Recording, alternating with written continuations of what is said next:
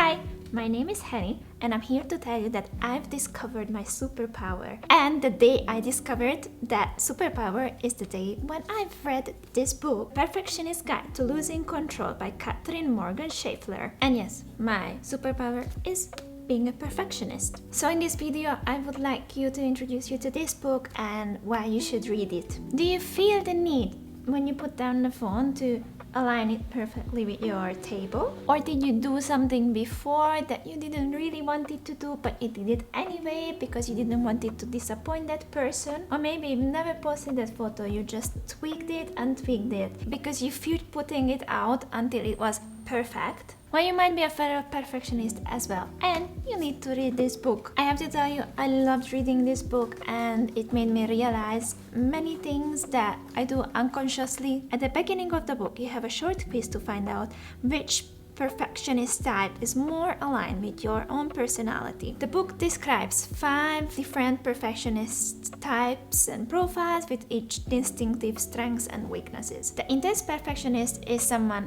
high achieving, laser focused and driven person, but many times they set too high standards for themselves. Classic perfectionist type is someone who is a very reliable, very stable person and very detail oriented, but on the other hand, they can struggle to adopt to spontaneity. The Parisian perfectionist is someone who is very empathetic, very relationship focused, but also in an unhealthy way can be someone who is very people pleasing. The procrastinator perfectionist is someone who is excellent in preparation, but very hesitant to start a project. And at last but not at least, the messy perfectionist is someone who is very creative and ambitious, but struggles to follow through with projects in his or her life. The first thing I liked about this book was Schafler's approach towards this topic. She reframes perfectionism as not something inherently bad or something that you should change, but something to understand and harness. She also differentiates between adaptive and maladaptive perfectionists, which means someone is in good health or someone is in bad health mentally, and describes them with real life cases. She talks a lot about self-punishment and restricting ourselves if we are in a bad mental health and we are in a maladaptive perfectionist state. In this situation, we can bombard ourselves with questions like, why am I like this? I can't believe I can't do something so simple. What's wrong with me? But it also shows a way how to get better, how to walk through the path towards self-love and self-compassion, and that the work of self-acceptance requires you to accept your flaws and limitations, and it also requires you to accept your wholeness. You can't just turn it off. Perfectionism is a core part of your identity. It rarely works to eliminate it. Instead, you must learn to respond with self-compassion and not punishment. One simple technique, for example, that the book talks about is that simple things that are easy for you are not necessarily easy.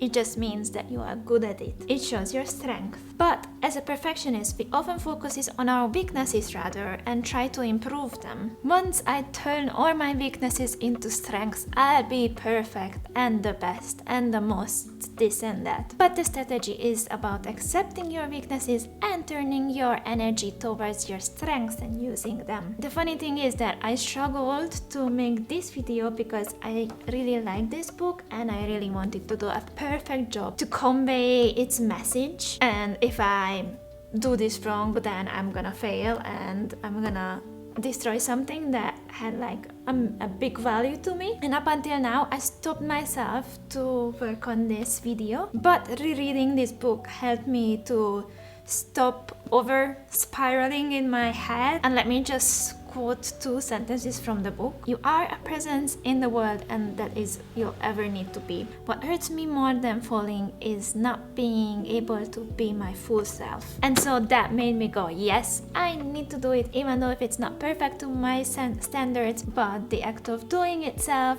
is gonna worth it. And this is what the book taught me. Reclaiming control as power. Book talks about control and how as a perfectionist you have a need to control every outcome in life and how it is impossible to do that, and even though it's frustrating, but the better approach is to accept that and accept that imperfection is part of life, and that what we need to seek is our inner perfection and our inner wholeness. Control also resurfaces in the face of changes, and change is scary because we think we need to rearrange ourselves, but change is a lot less scary when you realize that there is no one way to do things, and that you yourself are large and not small, and you have a lot of ways in you to go forward. It gives an example as there is many ways to jump into the sea and not just one. So it's okay to accept that we can't control every outcome in our lives, and also to face the changes with an open mindset. So to round up my review, I really like this book. You can see the Hungarian version has many notes that I had to mark because it was like really speaking to me. And if there is one thing you take away from this book, I think it should be that practicing self-compassion and letting go of false control in your life, it can lead into a more deeper and authentic personal power. So let's be more present and more content in our lives. Let me know if you've read this book and what were your thoughts about it, or if you have any similar book recommendations. And have a nice day, and I wish you a good reading.